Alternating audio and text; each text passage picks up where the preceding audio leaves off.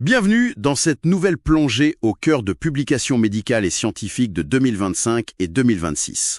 Notre mission aujourd'hui, c'est de comprendre pourquoi l'idée d'un remède unique contre le cancer, c'est un mythe. Ouais, et surtout comment la science transforme peu à peu cette maladie en une infection chronique. Je suis ravie d'être là pour en parler. Pareillement. Bon, décortiquons tout ça. Pour comprendre ce basculement, il faut d'abord tordre le cou à une idée reçue tenace. Le cancer, c'est pas une seule maladie. Exactement. En fait, on parle de plus de 200 pathologies distinctes. C'est une diversité vertigineuse au niveau cellulaire. C'est énorme. Et pour illustrer cette instabilité génétique folle, nos sources parlent des fameuses cellules HeLa. Normalement, une cellule humaine possède 46 chromosomes, mais là, on est entre 70 et 90. C'est un vrai désordre à l'intérieur du noyau. Et ce qui est fascinant ici, c'est la façon dont cette instabilité génétique crée une véritable sélection darwinienne. Une sélection darwinienne. Oui, en fait, l'administration d'un traitement agit presque comme un filtre. La thérapie va éliminer la majorité des cellules faibles, mais elle épargne souvent une petite poignée de cellules mutantes ultra résistantes. Donc, le traitement fait le tri et les survivantes prolifèrent sans compétition. C'est ça.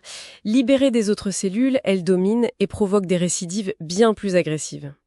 C'est vraiment une cible en mouvement constant. Mais la nature a parfois ses propres parades. En explorant nos notes sur la géroscience, on a ce cas très curieux du ratopnu. Ah oui, cette étude est incroyable. C'est fou. Des chercheurs ont pris un de ces gènes liés à la production d'acide hyaluronique et ils l'ont transféré à des souris.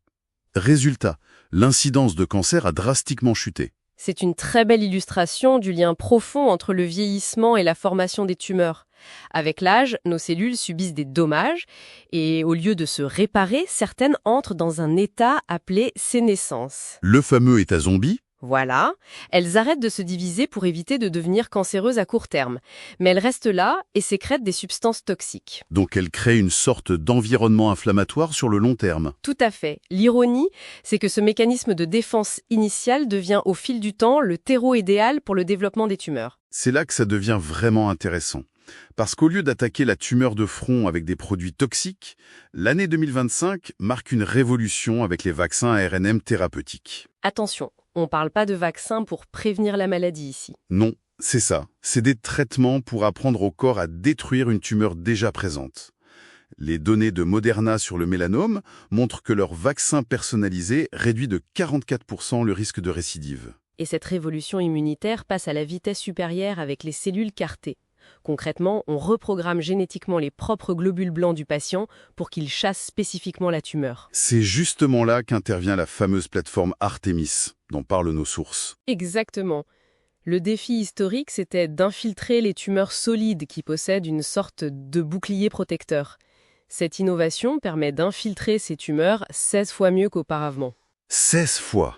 Et bien sûr, pour orchestrer tout ça, l'intelligence artificielle est indispensable. Absolument. L'IA analyse des millions de données en quelques secondes pour cibler le traitement et prédire précisément qui répondra à l'immunothérapie.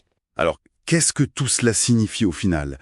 Globalement, nous assistons à un changement de paradigme.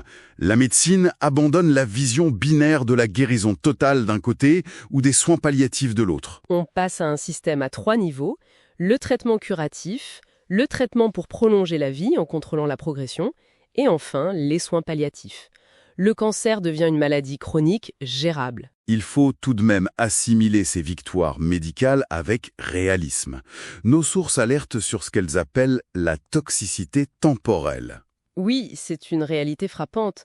Vivre avec un cancer chronique, cela signifie que les patients peuvent passer jusqu'à 33% de leur temps restant au contact du système de santé. Entre les rendez-vous, les examens et les perfusions, c'est énorme. Et les inégalités mondiales se creusent violemment.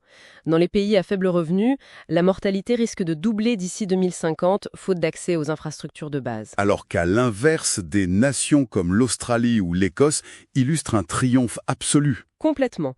Elles sont en voie d'éliminer totalement le cancer du col de l'utérus grâce au vaccin préventif HPV. C'est une avancée majeure. Si on relie ça à la situation dans son ensemble, l'humanité ne va pas éradiquer le cancer avec une seule pilule magique. Elle apprend plutôt à le devancer par la prévention précoce et un contrôle moléculaire d'une précision inédite. C'est l'information primordiale à retenir de cette plongée. Comprendre cette évolution permet de remplacer la peur par un espoir concret, tout en rappelant à ceux qui nous écoutent que le dépistage précoce reste l'outil indispensable. Et cela soulève une question importante pour prolonger la réflexion.